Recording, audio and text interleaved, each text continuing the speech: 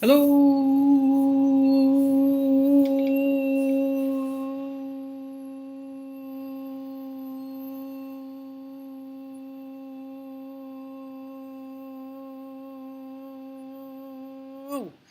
Algebra students, I'm very tired, Mr. Lawrence. It's been a long day. I got here a little bit after 7 and it's 10 after 4 and I'm just recording a video. I don't mind doing it, but I'm just so tired, especially after beating up Austin Weekly in mental competitions. I think the series is like 8,000 to 0, and he recruited help from Dalton Cotlin, which gave me a really unfair advantage. But anyway, let's get on with the problems. Okay. Oh, by the way, Austin told me his middle name was Very. I don't know. You go figure that out. Anyway, all right. So we've got the absolute values. And remember, the definition of absolute value is the distance from 0 on a number line.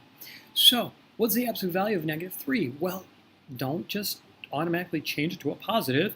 Remember, how far is -3 from 0 on a number line? Well, 1, 2, -3. Isn't it 3 spaces away? Right? So the absolute value of -3 is 3.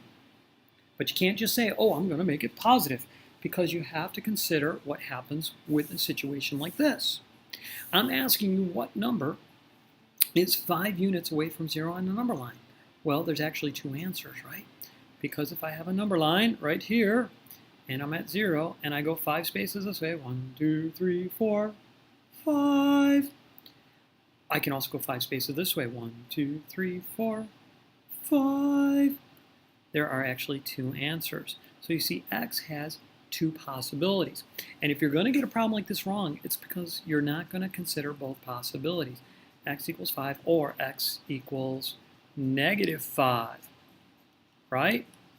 All right. So let's see, how do we do a problem like this? Well, there's 2 possibilities. I need to solve the equation 2x plus 1 equals 6, or 2x plus 1 equals -6.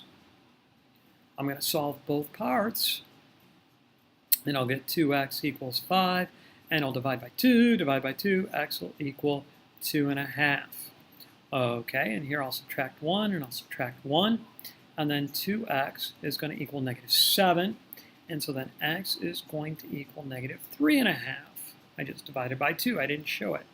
Now, a lot of times with absolute values, we draw number line graphs. Now this one would be kind of pointless because there's only going to be 2 points shown on a number line. I'm not going to do it. But when I have an inequality, like the absolute value of 3x plus 1 is less than 10, and remember, I like to mispronounce this, right? This is a less than. And remember that when I get my graph, it's going to look something like this, right? Remember, we held our hands up and put our thumbs together? That's how ands look. So here's how we do it. We go 3x plus 1 is less than 10, and 3x plus 1 is greater than -10. I flip the symbol and change the sign. Now I'm going to solve both pieces. 3x is going to be less than 9. Hopefully you see I subtracted 1 from both sides. And then I'm going to finish this one off. X is going to be less than 3. And I'm going to subtract 1 from both sides, but I'm going to get 3x is greater than -11. I'm going to divide by 3. Now, if you're wondering, this inequality doesn't flip because I didn't divide by a negative. I divided by a +3. Okay, if it had been like this, 2x is less than 10, and then I divide by -2, well, x is going to be greater than -5.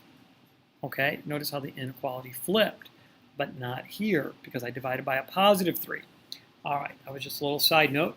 So x is less than 3, and x is greater than -3 2/3. I just converted that to a mixed number. Now I can go to a number line, and I'm going to show 3 on the number line. I'm going to show -3 2/3 on the number line. They're going to be open points because I didn't say the word equals. Okay? See, there's no equals here. If there was an equals, it would be closed. Okay? If I was doing a line, it was equals, it'd be solid. But if there's no equals, it's broken or open. And remember, we said it was going to look like this. Now, maybe you're not sure. Let's pick an answer in here. Let's pick 0. Let's put 0 in to the original equation. This is kind of like the test point when we do the shading. All right, that's what I'm doing, picking a test point. I'm going to put 0 in. I'm going to get 3 times 0 plus 1. Well, that's going to be 0 plus 1 is 1. Absolute value of 1 is 1. Is 1 less than 10? It sure is. So you see that has to be in the shaded region. If you pick a number outside, like say 5, and you plug it in, you won't get a true statement. 3 times 5 plus 1, absolute value of that, is that less than 10? Well, this is going to be 15 plus 1 is going to be 16. Absolute value of 16 is 16. Is 16 less than 10? Thank you for playing. All right, let's slide down here and try this one. Now, this is a greater than symbol, but remember, I like to call it a great or, right? A great or. And so when we graph this one, it's going to look something like this. Okay, something like that. Now, I do it very much the same way. 5x minus 2 is greater than or equal to 18. Or 5x minus 2 is less than or equal to negative 18. All right, so I'm going to add 2 here. I'm going to add 2 there. And I'm going to get 5x is greater than or equal to 20. And divide by 5, and x is going to be greater than or equal to 4. All right, now on this one I'm going to add 2, and I'm going to get 5x less than or equal to negative 16, dividing by 5, and I'm going to get x is less than or equal to negative 3 1/5. So x is greater than or equal to 4, or x is less than or equal to negative 3 1/5. So I'm going to show on a number line a negative 3 1/5, and then a 4, and they're going to be closed points this time because it does say equals in both cases, right? If only one of them was equals, I would only shade one of them, but they're both equal. All right. Now, let's pick some numbers in here. Let's pick 0. Let's see what happens if I put 0 in. 5 times 0 is 0. 0 minus 2 is negative 2. Absolute value of negative 2 is 2. Is 2 greater than or equal to 18? I'm not going to shade here. But if I pick numbers over here or over here, I'll get true statements. Let me put negative 10 in. 5 times negative 10, negative 50, minus 2, negative 52. Absolute value of negative 52. Is that greater than or equal to 18? You bet, because that's 52. Oops, not 15, that's 52, which is greater than or equal to 18. So I have to shade that way. Okay? Now, over here, we're going to pick, say, well, let's pick positive 10. So I'm going to do 5 times 10 is 50, minus 2 is 48. So I have this statement. Is that true? Absolutely. So I'm going to shade that way. And remember, I initially got that for my idea, and there it is down there. Okay, so let's see what we got going on down here. Now, these are more like the ones on the review sheet. Now, before you go to try to write this as 2 problems, I'm going to add 5 to both sides. Okay? Now, I'm done with this problem. I really am. Because remember, distances are always positive. If there's a negative on a distance, it only means the direction. The actual distance you travel is a positive number. Well, look at this. This distance has to be less than negative 15. Is there any distance that's less than negative 15? No, this is going to have no solution. But I'll tell you what, maybe you don't catch on to that. Maybe you just don't realize it, and so you go like this. 3x plus 1 is less than negative 15, and 3x plus 1 is greater than 15. Okay, well, I'm going to subtract 1 from both sides and get 3x is less than negative 16. Dividing by 3 is going to give me x is less than negative 5 1/3. Okay, and subtracting 1 gets me 3x is greater than 14. And then x is going to be greater than 3 2/3. Is there any number that is less than negative 5 1/3 and greater than 3 2/3 at the same time? No, it's not possible. If you think there is, let's test it.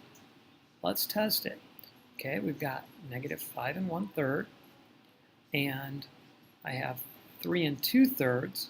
Now, because it's an and, it should look like this. It's not equal to, so they're open, and I should shade in between, right? Let's pick a number in there like 0. Put 0 in. 3 times 0 is 0. 0 plus 1 is 1. Absolute value of 1 minus 5, is that less than negative 20? Well, I think that's going to be negative 4. Is negative 4 less than negative 20? No, it is not. So you see, there is no graph. There is no solution for this. So I've given you 2 ways to realize. Think about this as a distance. If the distance is less than a negative, no solution. If you go through and work it out, you test it, you end up with a statement that doesn't make sense. All right, here's another one. And we're going to subtract 5 before we do anything. And we're going to get the absolute value of 4x minus 6 is greater than negative 2. Well, if this is a distance greater than negative 2, aren't all distances 0 or greater? I mean, it is impossible to run less than 0 feet. Okay? You can run 0 feet, that's by not moving. But you can't run less than 0 feet. This is going to end up being all real numbers. Okay? But let's see what happens if you don't realize that. So it looks like an or. I'm going to go 4x minus 6. Greater than negative 2. Or 4x minus 6 less than positive 2. And when I solve this, I'm going to get 4x is greater than 4. X is going to be greater than 1. I'm going a little bit quick here. Or 4x is going to be less than 8, right?